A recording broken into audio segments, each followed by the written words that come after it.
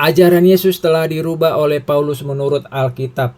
Copasan yang sudah basi dicopas lagi sama M. Ali. Kita bahas yuk. 1. Yesus adalah utusan. Ya, firman Allah yang diutus menjadi manusia, yaitu Yesus itu sendiri. Yesus tidak membatalkan hukum Taurat, tapi menggenapi. Paulus tidak mengutuk hukum Taurat karena tak seorang pun manusia mampu melakukan hukum Taurat itu. Kalau ada satu orang pun yang mampu melakukannya dan dibenarkan, sia-sialah kematian Yesus Kristus di atas kayu salib. Yesus berkitan.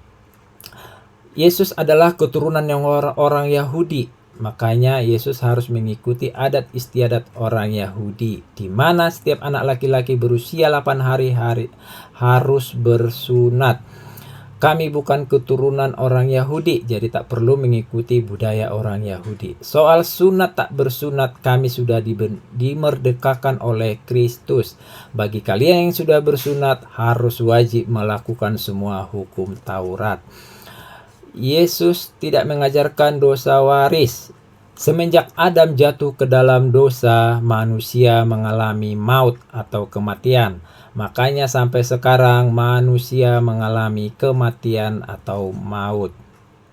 Yesus mengajarkan wudhu, puasa, dan bersujud. Kami juga berpuasa. Banyak sekali cara-cara kami berpuasa, tapi tak perlu berkoar-koar kalau kami sedang puasa.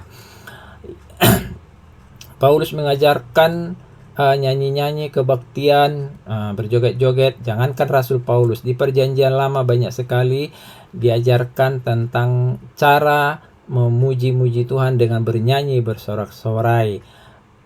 Contohnya di kitab Mazmur itu tentang puji-pujian, Yakobus 5 ayat 13, Nehemia 8 ayat 6, 2 Samuel 22 ayat 50, masih banyak lagi. Diajarkan tentang bernyanyi, bersorak-sorai, memuji-muji Tuhan. Yesus dikafani katanya. Ya, karena Yesus adalah orang Yahudi, makanya mengikuti adat istiadat orang Yahudi. Jadi kami bukan keturunan orang Yahudi, tak perlu mengikuti budaya orang Yahudi. Yesus mengharamkan babi katanya, miras. Soal makan dan minuman itu tidak perlu lagi bagi kami karena semua ciptaan Allah itu baik, ya.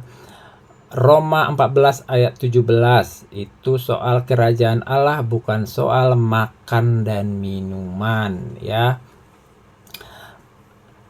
Paulus membenarkan atau mengajarkan miras katanya di Timotius. Timotius itu adalah sering mengalami sakit perut, gangguan pencernaan. Makanya dulu Rasul Paulus mengajarkan untuk meminum sedikit anggur ke minumannya, karena dulu anggur ini digunakan untuk mengobati rasa sakit perut, ya. Anggur sari buah anggur yang belum diperas, ya, jadi bukan anggur yang memabukkan. Jadi Rasul Paulus tidak mengajarkan mabuk-mabukan, ya. Dosa ditanggung sendiri, ya. Bagi kalian yang tidak mengikuti dan percaya kepada Yesus Kristus, tidak mau menerima keselamatan itu, dosa kalian tanggung sendiri. Segala perbuatan kalian akan dihakimi dan diadili. Bagi kami yang percaya akan Yesus Kristus, keselamatan itu kami sudah peroleh dan dosa kami sudah ditebus. Oke, M. Ali, Tuhan Yesus memberkatimu.